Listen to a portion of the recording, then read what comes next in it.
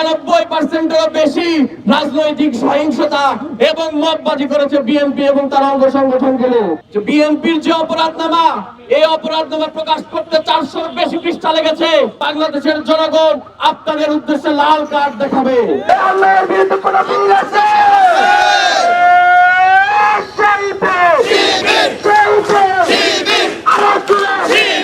আপনারা যদি ভেবে থাকেন মানুষ চুপ করে বসে থাকবে, আপনাদের এসব চাঁদাবাজি, সন্ত্রাস এবং ধর্ষণের ব্যাপারে আপনারা ভুল করেছেন। আমরা ঢাকা বিশ্ববিদ্যালয় থেকে এই মেসেজ দিতে চাই, আপনারা সংশোধিত হন, আপনারা সংশোধিত হন। আপনারা যদি মাস্টার প্ল্যানের অংশ হিসেবে এমন ধর্ষণ ঘটিয়ে থাকেন, তাহলে আবার বলবো যে আপনারা দ্রুতই লন্ডন যাওয়ার জন্য তৈরি হয়ে যান। যদি আপনারা নিজেদেরকে সংশোধিত করতে না পারেন, তাহলে অবশ্যই আগামী 12 তারিখ বাংলাদেশের জনগণ আপনাদের উদ্দেশ্যে লাল কার্ড দেখাবে এবং এই লাল কার্ড দেখার জন্য প্রস্তুতি নিন যদি আপনারা সংশোধিত হতে না পারেন। প্রিয় উপস্থিতি, আজকে আমরা বিভিন্ন সংবাদ মাধ্যমে দেখেছি সন্ত্রাস আসলে কে করে। আমরা দেখেছি 91%-এরও বেশি রাজনৈতিক সহিংসতা এবং মববাজি করেছে বিএনপি এবং তার অঙ্গ সংগঠনগুলো।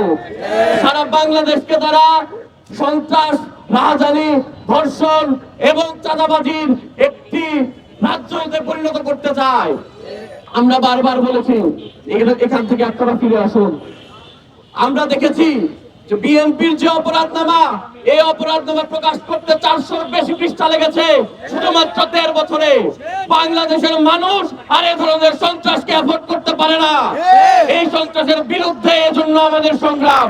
আমরা এদেশের মানুষকে বার্তা দিতে চাই যে বাংলাদেশের যে পরিবর্তন দরকার, সেই পরিবর্তনের জন্য আপনারা অবশ্যই সঠিক নেতৃত্ব বাছাই করবেন। সঠিক নেতৃত্ব বাছাইয়ের মাধ্যমেই যে সন্ত্রাস, চাঁদাবাজ এবং ধর্ষণের যে বিচার, সেই বিচার নিশ্চিত করা সম্ভব। আমরা বিভিন্ন জায়গায় দেখেছি দলবদ্ধভাবে ছাত্রদল, দলবদ্ধভাবে বিএনপি ধর্ষণের ঘটনা ঘটিয়ে চলেছে। আমরা বিভিন্ন জায়গায় দেখেছি আমাদের মা বোনরা যখন তাদের রাজনৈতিক অধিকারের প্রশ্নে তারা যখন প্রচার প্রচারণায় নেমেছে, তখন সেটাকে সহ্য করতে না পেরে আমাদের মা বোনদের ভয় পেয়ে তারা মা বোনদের হেনস্থা করার রাস্তায় নেমেছে। অথচ তারা নারী অধিকারের কথা বলে, নারী অধিকারের। ধিক্কার এবং ধিক্কার যারা নারীদের অধিকারের কথা বলে গ্রামে গঞ্জে আমাদের মা এবং বোনদেরকে হেনস্থা করার মাঠে নেমেছে।